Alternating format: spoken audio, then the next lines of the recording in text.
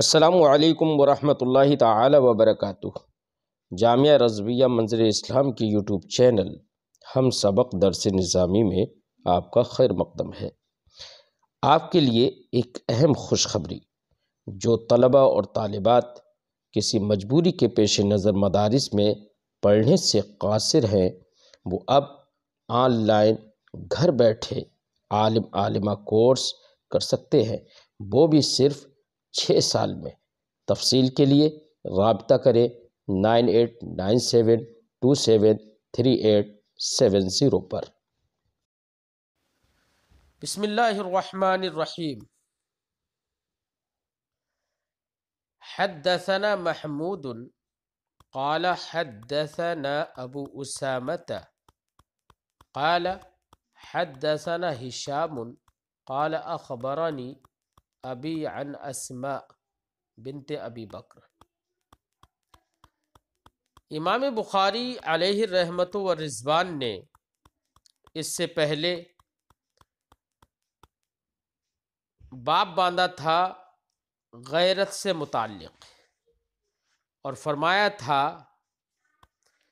باب الغیرتی، وقال وراد عن المغیرہ قال سعد بن عبادہ لو رأيت رجلا مع امراتی لضربته بالسيف غیر مصفح، فقال النبی صلی اللہ علیہ وسلم تعجبون من غیرت سعد لأنا اغیر منہ واللہ اغیر منی۔ تو غیرت کی گفتگو چل رہی تھی، اسی پر امام بخاری علیہ رحمت و رضوان نے چند احادیث ذکر کی ہیں، جن میں سے کچھ احادیث کا مطلب اور مفہوم اس سے پہلے سبق میں گزر گیا۔ اس میں بھی جو حدیث امام بخاری ذکر کر رہے ہیں، آج ہم جس حدیث کو پڑھ رہے ہیں، اس حدیث میں بھی غیرت کا مفہوم موجود ہے۔ وہ اس طور سے کہ حضرت عائشہ صدیقہ رضی اللہ تعالی عنہا کی بہن اسماء بنت ابی بکر، ان کا نکاح زبیر ابن عوام سے ہوا تھا، تو زبیر ابن عوام کی غیرت کو بھی وہ اس روایت میں ذکر کر رہی ہیں، اور اپنے شوہر کی غیرت کو بیان کرنے کے ساتھ ساتھ اپنی غیرت بھی بیان کر رہی ہیں۔ انہوں نے اپنی غیرت جو اس روایت میں ذکر کی ہے وہ یہ کی ہے، میں نے آپ کو بتایا تھا کہ غیرت کا مطلب ہوتا ہے خلاف شرع یا خلاف عادت، کسی کام کے ہونے پر دل میں جو غصہ کی ایک کیفیت پیدا ہوتی ہے، یا حیا کی جو کیفیت پیدا ہوتی ہے، شرمیلے پن کی جو کیفیت پیدا ہوتی ہے، اسی کا نام غیرت ہے۔ حضرت اسماء بنت ابی بکر اس روایت میں اپنی غیرت یہ بیان کرتی ہیں کہ میں اپنے شوہر زبیر کے گھوڑے کی دیکھ بھال کرتی تھی، ان کی اونٹنی کی دیکھ بھال کرتی تھی، چارہ ڈالتی تھی، پانی لاتی تھی، مشکیزہ سلتی تھی، یہ سب باتیں بتا رہی ہیں گھریلو کام کاج کی۔ اور پھر کہتی ہیں کہ ان کی ایک زمین تھی جو نبی کریم صلی اللہ علیہ وسلم نے حضرت زبیر کو دے دی تھی، اور وہ حضرت زبیر کے گھر سے 3 فرسخ کی دوری پر تھی۔ 3 فرسخ کا مطلب یہ ہوا 9 میل دوری پر تھی، اب بہت دور ہو گئی 9 میل۔ تو کہتی ہیں کہ وہاں سے میں گٹھلیاں اٹھا کر لاتی تھی، اب گٹھلیاں وہاں سے لے کر آتی تھیں اور اپنے سر پر رکھ کے لے کر آتی تھیں۔ ایک مرتبہ راستے میں آ رہی تھیں کہ نبی کریم صلی اللہ علیہ وسلم اور صحابہ کرام راستے میں آپ کو ملے۔ جب راستے میں ملے تو سرکار نے آپ سے کہا کہ نبی کریم نے ارشاد فرمایا کہ اسماء تم پیدل چل رہی ہو اور سر پر وزن بھی ہے، چلو ہمارے اونٹ پر بیٹھ جاؤ۔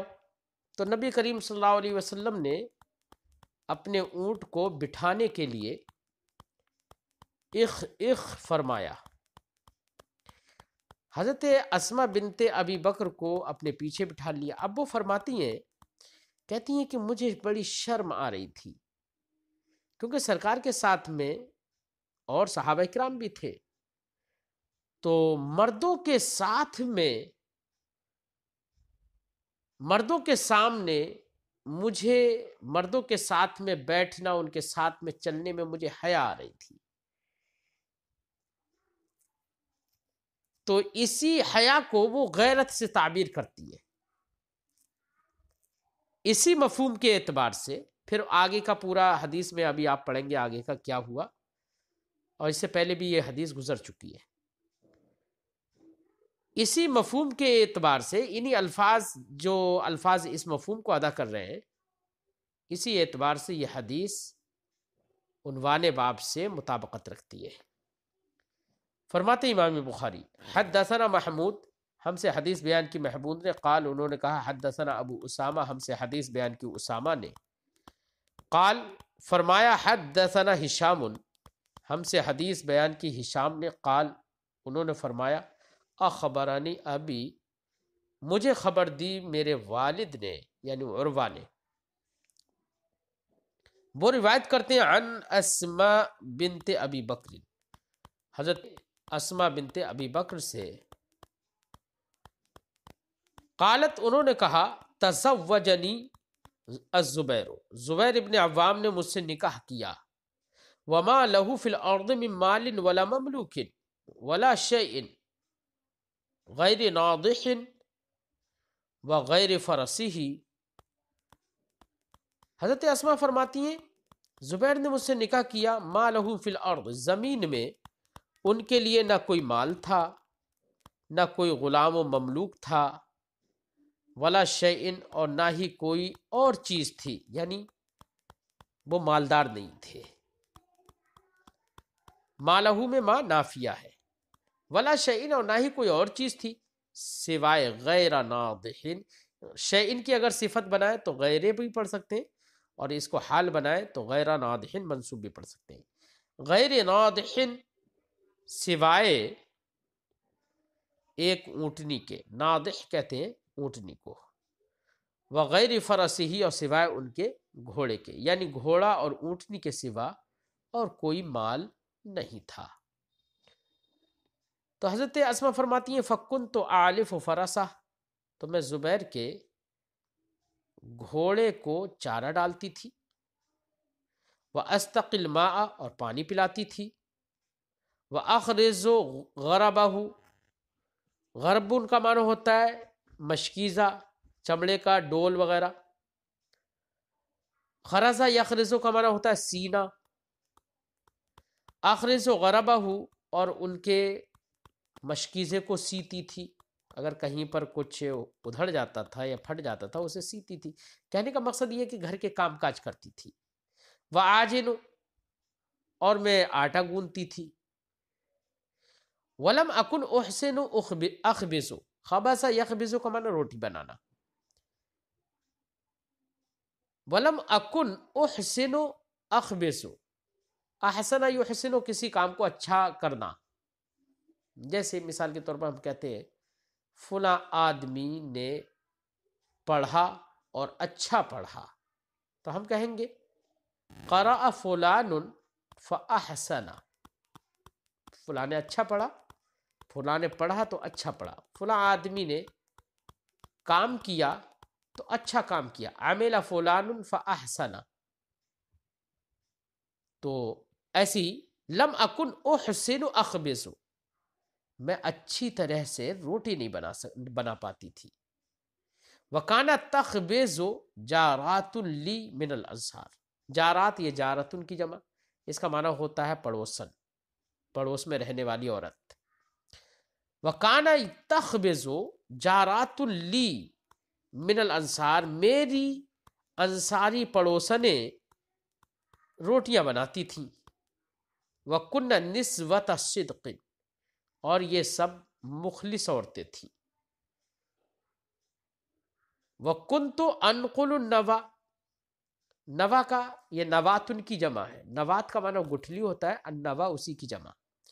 وَكُنْتُ أَنْقُلُ النَّوَى، اور میں گٹھلیاں لے کر آتی تھی، نقل کرتی تھی. نقل کہتے ہیں ایک جگہ سے دوسری جگہ کسی چیز کو لے جانا.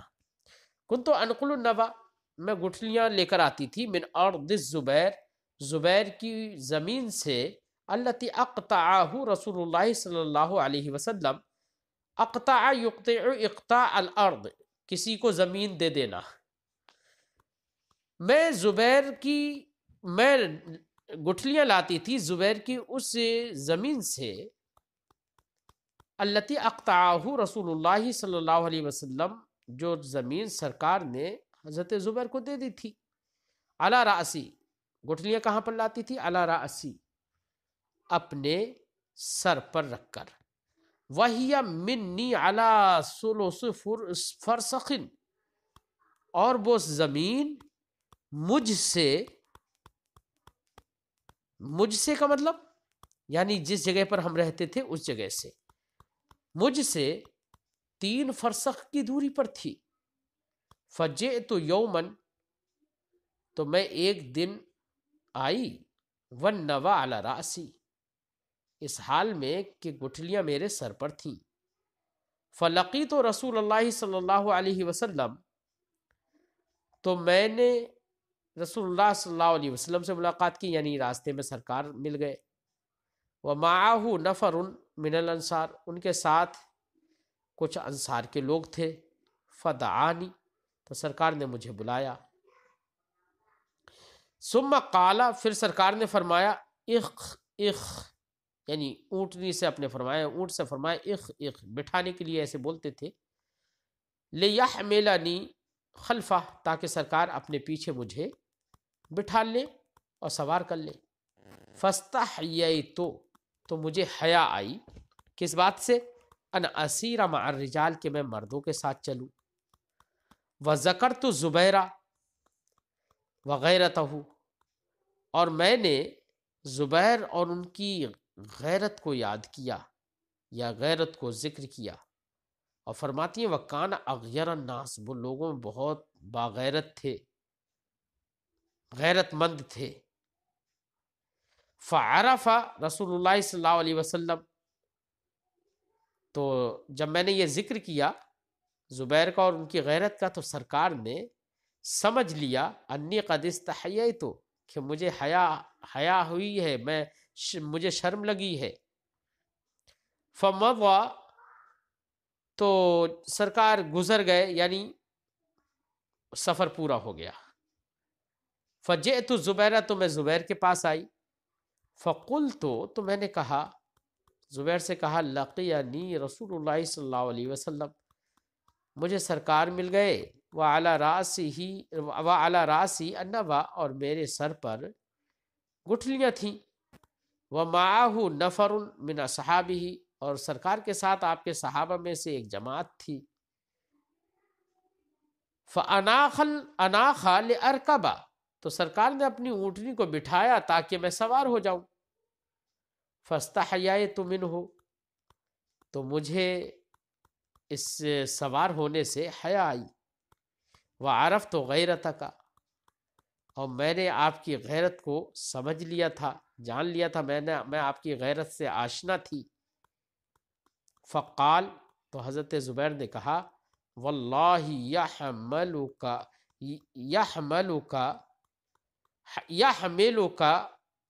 النوى کان، واللہ لحملک ہونا چاہیے یہ، واللہ لحملکی النوى کان اشد علی من رکوبکی معہ.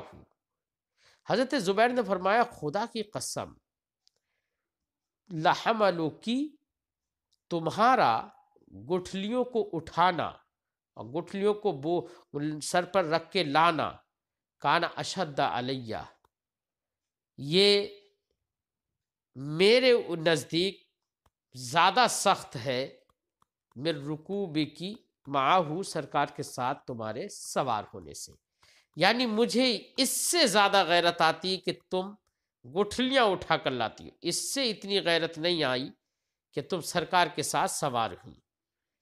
قالت، کیونکہ سرکار دو عالم صلی اللہ علیہ وسلم کے ساتھ سوار ہونے سے دیکھیے ناجائز امر نہیں تھا یہ، کیونکہ یہاں پر فتنے کا کوئی اندیشہ نہیں تھا۔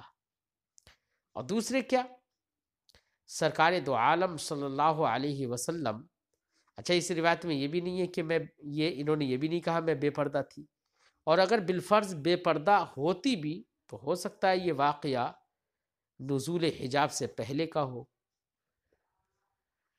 بہرحال انہوں نے کہا کہ میری غیرت، مجھے تمہارا گٹھلیوں کو اٹھا کر لانا یہ میرے اوپر زیادہ غیرت چڑھاتا ہے اس سے کہ تم سرکار کے ساتھ سوار ہوئی۔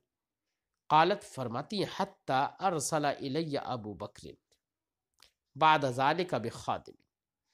دیکھیے یہ آسانی ہو گئی کہ سرکار نے رحم فرمایا، کرم فرمایا، اپنے ساتھ بٹھا لیا۔ یہ جب بات حضرت ابو بکر کو پہنچی کہ میری بیٹی کو یہ تکلیف ہے، یہ پریشانی ہے، آنا اتنی دور دور سے سامان چیزیں اٹھا کر لے کر آ رہی ہے، تو فرماتی ہیں حتی ارسل الی ابو بکر، تو ابو بکر صدیق رضی اللہ تعالیٰ عنہ نے میرے پاس اس کے بعد بخادم، ایک خادمہ بھیج دی۔ خادم کا اطلاق خادم اور خادمہ دونوں پر ہوتا ہے۔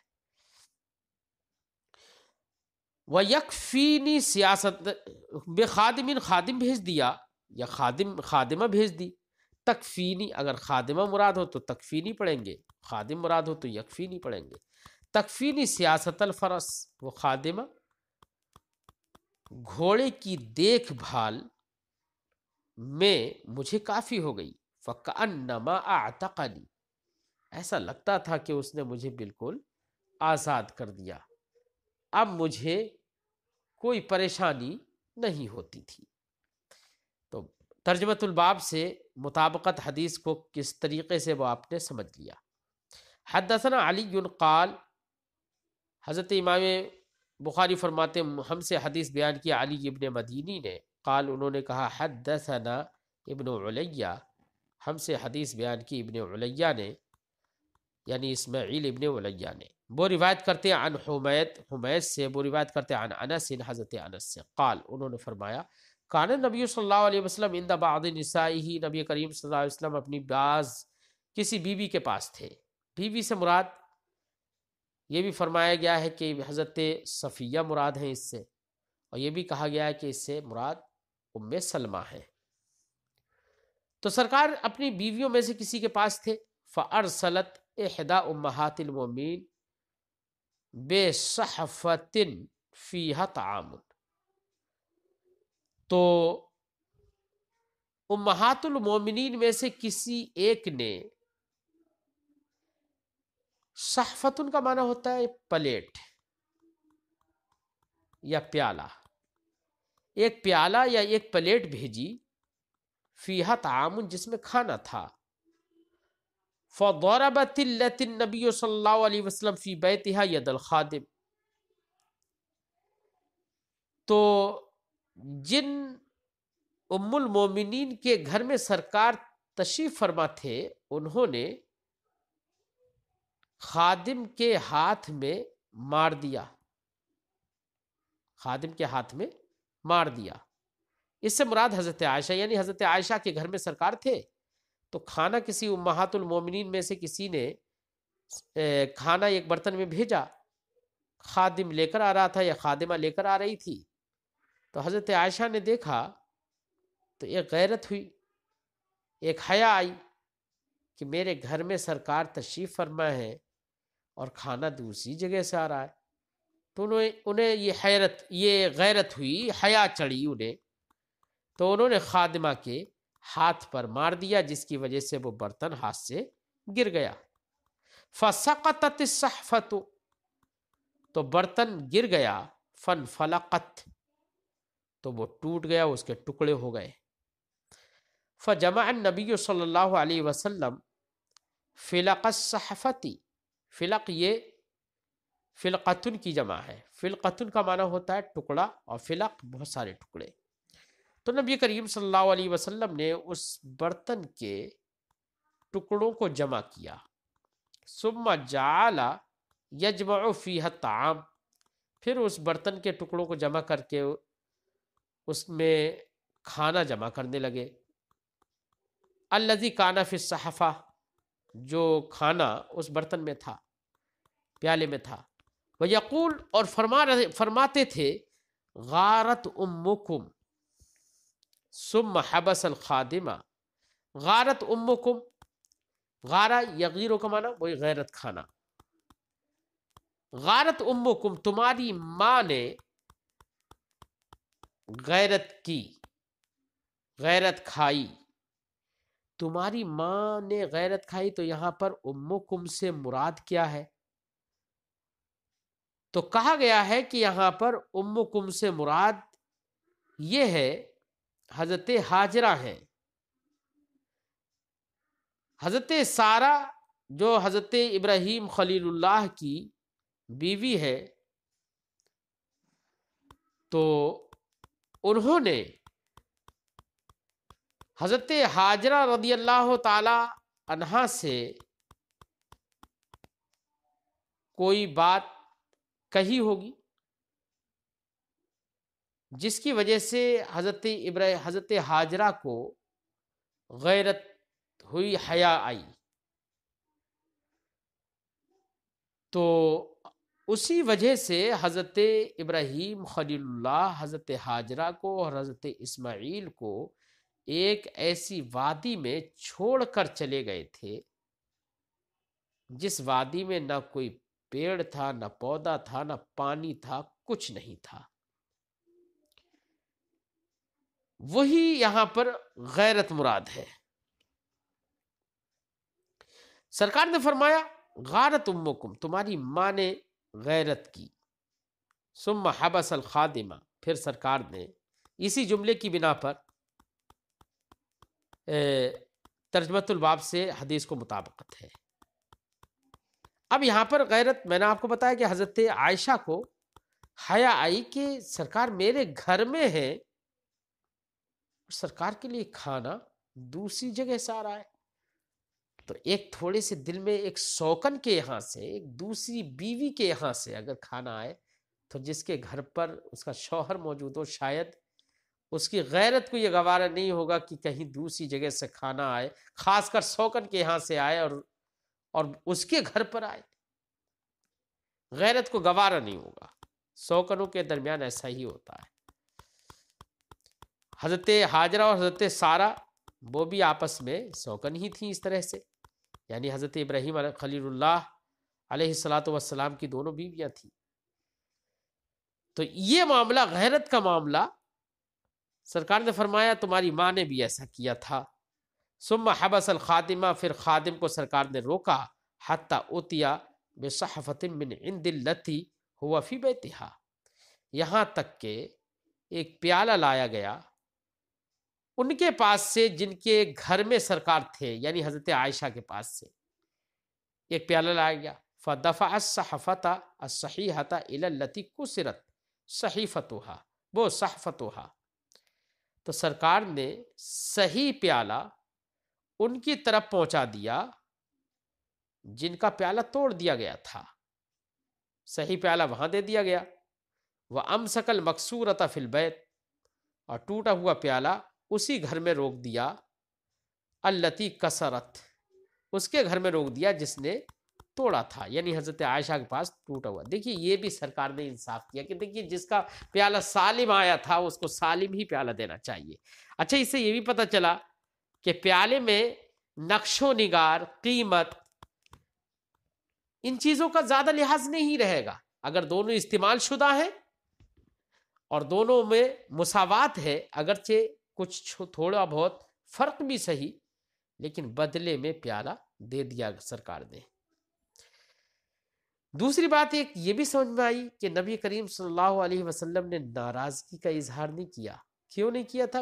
اس لیے نہیں کیا تھا کہ عورتوں میں یہ خصلت فطری طور پر ہے کہ وہ سوکن کے کسی کام کو برداشت نہیں کر پاتی ہے۔ سرکار نے یہاں پر ناراضگی کا اظہار نہیں کیا، تو ترجمۃ الباب سے حدیث کی مطابقت تو سمجھ میں آ گئی ہوگی۔ حدثنا محمد بن ابی بکر المقدمی، ہم سے حدیث بیان کی محمد ابن ابی بکر مقدمی نے، قال، انہوں نے کہا، حدثنا معتمر، ہم سے حدیث بیان کی معتمر نے، وہ روایت کرتے ہیں عن عبید اللہ ابن عمر عمری سے، وہ روایت کرتے ہیں محمد ابن منقدر سے، وہ روایت کرتے ہیں عن جابر ابن عبداللہ، حضرت جابر ابن عبداللہ سے، وہ روایت کرتے ہیں عن نبی صلی اللہ علیہ وسلم، نبی کریم صلی اللہ علیہ وسلم سے، قال، سرکار نے فرمایا، دخلت الجنت او اتیت الجنت، یہ شک راوی ہے کہ سرکار نے دخلت الجنت کہا یا اتیت الجنت کہا، بہرحال معنی دونوں کا ایک ہی ہے، میں جنت میں داخل ہوا یا میں جنت میں آیا۔ فابصرت قصرا، تو میں نے ایک محل دیکھا، فقلت لمن ھذا، تو میں نے کہا یہ محل کس کا ہے؟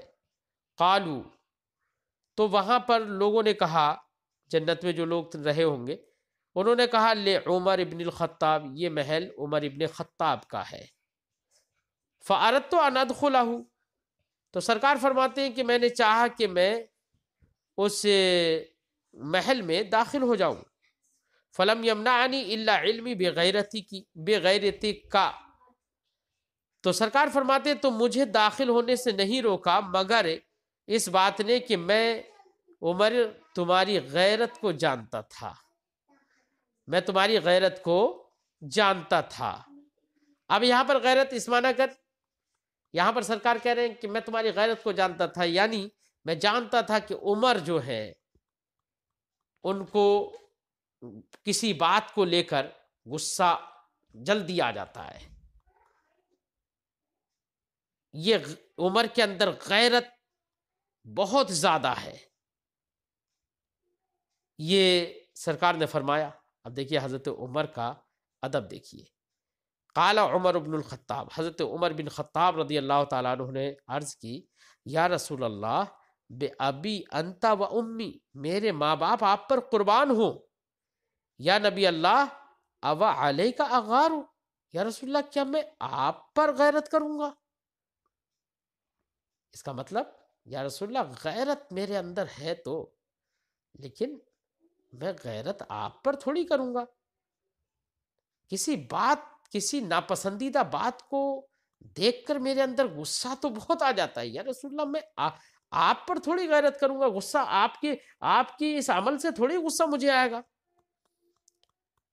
مقصد یہ تھا، یا رسول اللہ یہ غیرت بھی آئی ہے تو وہ بھی تو آپ ہی کے صدقے میں، اس لیے آپ پر تھوڑی غیرت کھاتا، آپ داخل ہو جاتے۔ بہرحال اسی جملے سے ترجمۃ الباب سے حدیث کو مطابقت ہے۔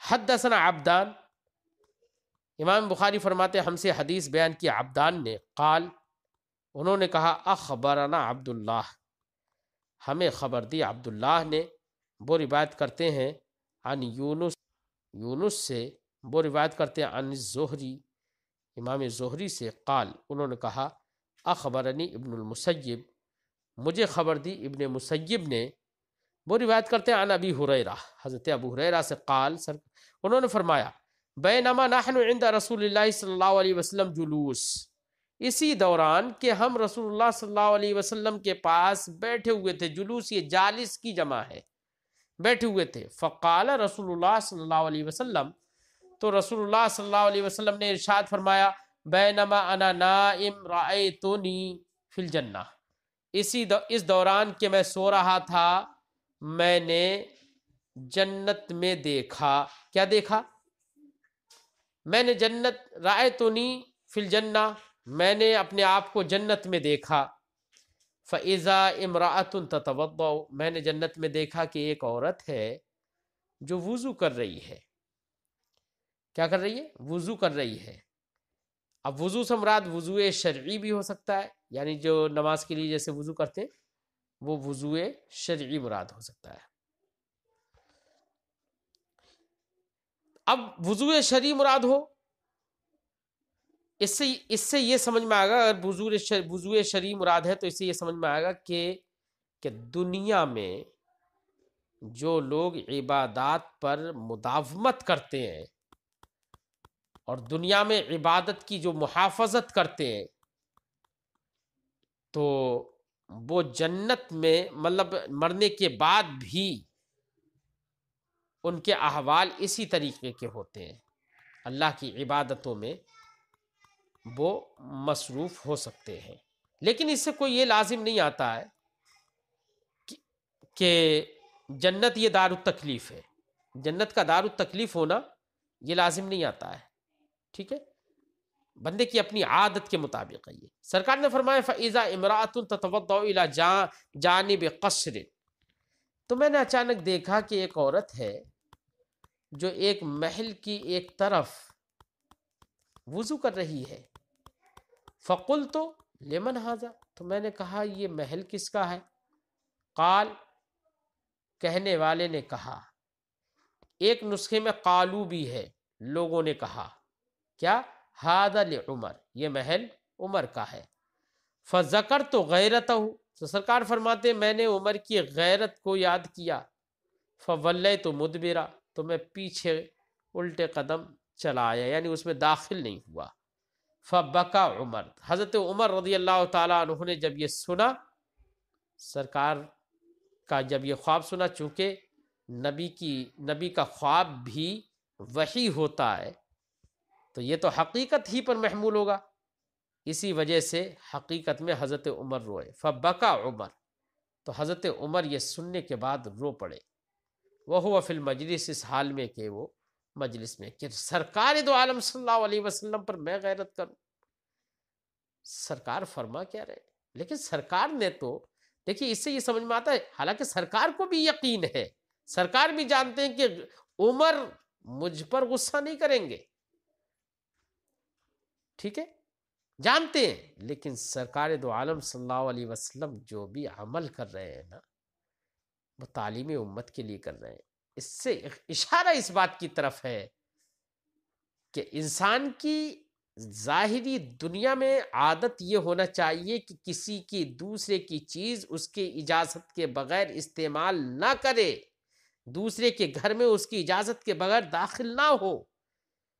جب دنیا میں یہ عادت ہوگی نا تو خواب میں بھی اپنے عادت کے مطابق ہی کرے گا۔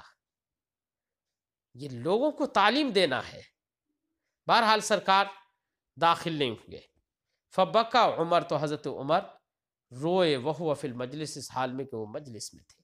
ثم قال، پھر عرض کی، اوا علیک یا رسول اللہ اغار، یا رسول اللہ کیا میں آپ پر غیرت کھاتا؟ آپ پر تو غیرت نہیں کھاتا کبھی۔ اس بات کو لے کر حضرت عمر رضی اللہ تعالیٰ عنہ روئے۔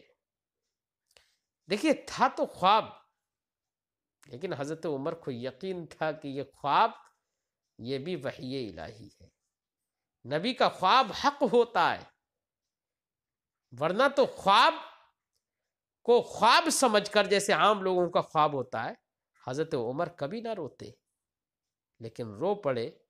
اس سے پتہ چلا صحابی رسول کا عقیدہ یہ ہے کہ نبی کا خواب بھی خواب عام لوگوں کی طرح نہیں ہے خواب، بلکہ سرکار کا خواب بھی، نبی کا خواب بھی وحی الہی ہے۔ جب نبی کو آنے والا خواب ایسا ہے کہ عام لوگوں کا خواب اس جیسا نہیں ہو سکتا، تو یہ خواب کو اتنی اہمیت اور فضیلت اس لیے ہوئی کہ نبی کا خواب ہے، تو عام لوگ نبی کی طرح کیسے ہو سکتے ہیں، اور نبی عام لوگوں کی طرح کیسے ہو سکتے ہیں؟ وہ تو ظاہری شکل و صورت میں ہم جیسے بنا کر بھیجے گئے، ہماری طرح انسان ان کو بنایا گیا تاکہ ہم ان سے مانوس ہوں، بات کو سمجھیں، ہدایت یاب ہو جائیں، ورنہ تو نبی کی حقیقت کیا ہے یہ تو ہم جیسے لوگ تو دور کی بات صحابہ کرام نہیں سمجھ سکے۔ پھر وہ لوگ جن کو تصور بھی کبھی نہیں ہو سکتا، وہ کہتے ہیں کہ نبی ہم جیسے بشر ہیں۔ حیرت ہے۔